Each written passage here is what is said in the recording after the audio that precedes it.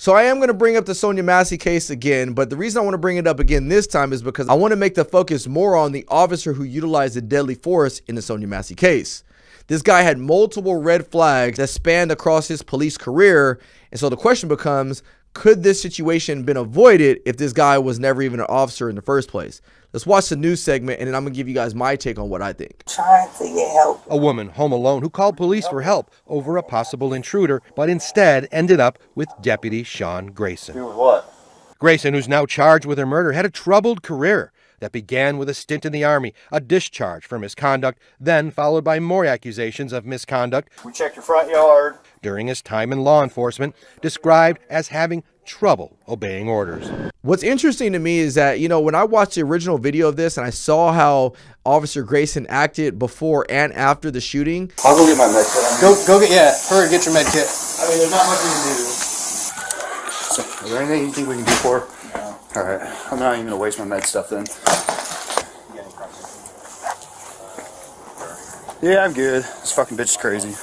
I didn't know it was... No, dude, it was good. It fucking happened so goddamn quick that we didn't have time to fucking call shit out that it was me and...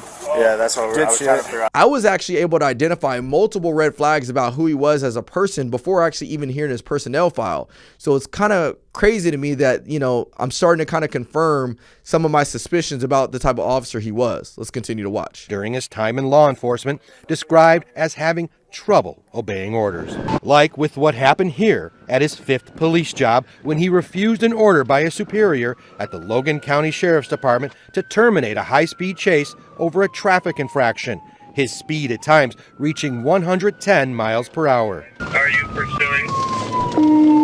I'm about to terminate. She's flying up 121 right now. But Grayson didn't stop. He did, however, turn off his lights and siren, but kept going anyways until he hit a deer. Well, I'll definitely be terminated because a buck just smacked the side of my driver's side door. Did you violate a direct order Yes. from a supervisor about termination?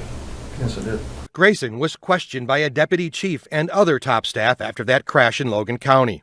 Do you agree, before we conclude this, that there's a mountain of policy violations Yes, I did. that you committed? 7 months on, how are you still employed by us? Now, before we actually go to some of his other, mishaps with this department and other departments, I want you to keep in mind that, look, I'm not saying that, this violation of policy in this pursuit would have been grounds for termination. Obviously, the deputy chief was kind of should have been grounds for termination.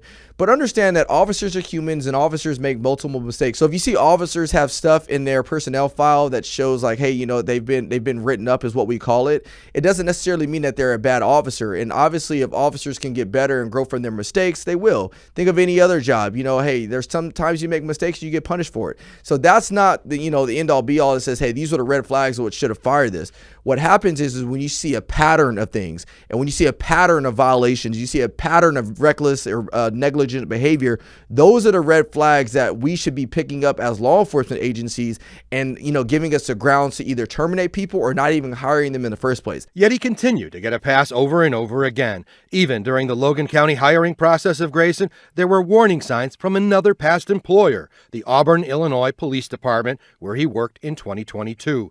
CBS News obtained these notes from a discussion between the Auburn chief and a representative from Logan County, where Grayson had applied for a new job. It states the Auburn chief said Grayson struggles with report writing, that he was very aggressive with getting drugs. The chief expressed concern that Grayson was too aggressive and that Grayson posted his drug arrests on Facebook. And the chief called him a bragger and was not great with evidence, left items laying around office. So let's just say he had one or two of those things that showed up. It may not have been a big of a deal. Obviously, officers can improve and they make mistakes over the course of their career.